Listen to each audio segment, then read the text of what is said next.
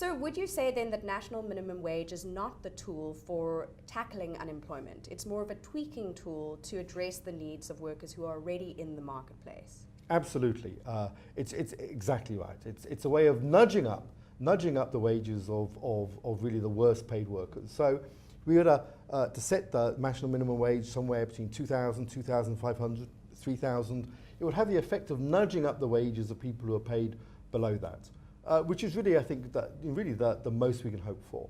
Once you try to do much more with that, much more than that with the minimum wage, the result's going to be serious job destruction. And we know that because in South Africa we know that there are several sectors where increases in minimum wages have contributed to significant job destruction.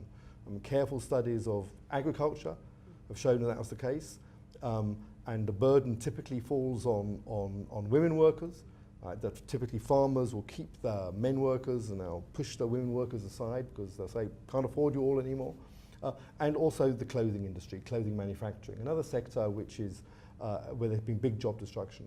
And of course these are both sectors which are what economists call tradable sectors, meaning that they're producing goods and services that can be traded internationally. You're competing against other producers in other countries, or at least producers who could import into South Africa. And so that their margins are often much tighter. They don't really have the space to pay higher wages. In some other sectors, such as domestic work, we know that minimum wages have been raised quite substantially over the last 10 years. I mean, the minimum wage is more or less double what it was for domestic workers 10 years ago. And the job destruction has been very modest. So we can see there's some sectors that you can push harder, but there's other sectors where you've really got to be very cautious. And if you look, for example, at the moment, the economic climate that South Africa finds itself in, our finance minister is off wooing investors overseas, and we're facing sluggish growth. Is this the time to be talking about national minimum wage? I think it's a fair time to be talking about a national minimum wage because we do have some sectors which are not covered by our existing wage regulation. In fact, South Africa does have quite an extensive system of wage regulation, but it's sector by sector, and some sectors are not covered, and people are falling through the cracks. And we think it is important to make sure that all sectors are covered sensibly, right? But it's definitely not the time to be wielding a sledgehammer to attack this particular problem. I think in South Africa, a lot of people often we are so accustomed to very high rates of unemployment, we kind of sometimes forget about it. We forget that South Africa is a really exceptional economy. There are almost no other economies around the world that have unemployment rates as high as South Africa and employment rates as low as South Africa. There are very few economies which are so bad at converting economic growth into new jobs.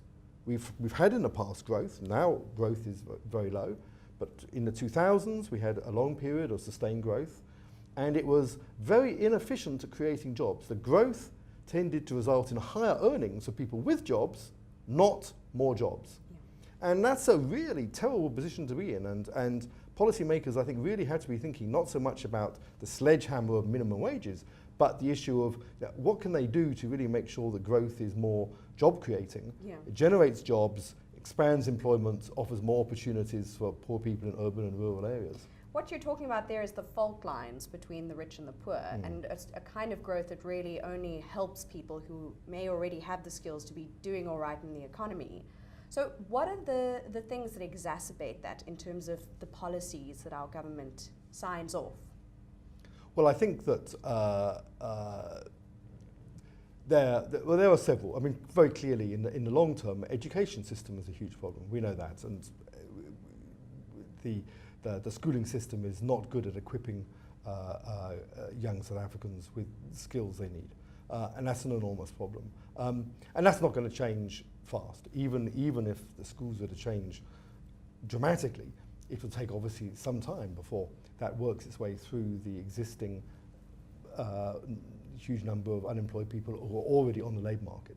So the real challenge is, how do you create more opportunities for people who have low skills? And we argue, Nicola Natras and myself, in a series of publications, we argue that the government has really made a mistake in thinking that the only good job is a highly paid job.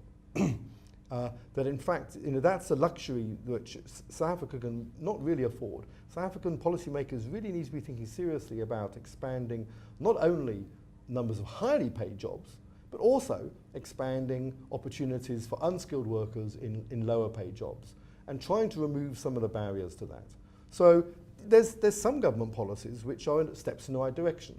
So for example, the wage subsidy, some of the implementation is very controversial, but the idea is a good one, which is to encourage employers to employ less skilled workers by making it easier for them to pay a lower wage whilst the workers, in fact, are taking home more money because there's a subsidy. That's a good idea. The government continues, for example, to subsidise capital subsidies. In sectors like clothing, they give employers large grants to upgrade their equipment and replace jobs with machines. And we think this is nuts. This is crazy. Right? In a high unemployment society, the government really should be going much more earnestly, much more heavily into trying to grow the number of less skilled jobs. And globally, we have a huge opportunity that we know that millions of jobs moved from the advanced capitalist countries to China over the last 15 years. We know that the Chinese labour market is getting much tighter and wages are being pushed up. There's the experts say that there's going to be millions of jobs leaving China over the next 5 to 10 years. And the question is, where are those jobs going to go? Right now, we know most of those jobs are now going to Vietnam, to Cambodia, and so on. Some of them have gone to Bangladesh, Indonesia. Right? Now, South Africa should be looking at those jobs and saying, we want some of those jobs. Right? If South Africa could grab 500,000 of those jobs, right, it would transform huge areas of South Africa.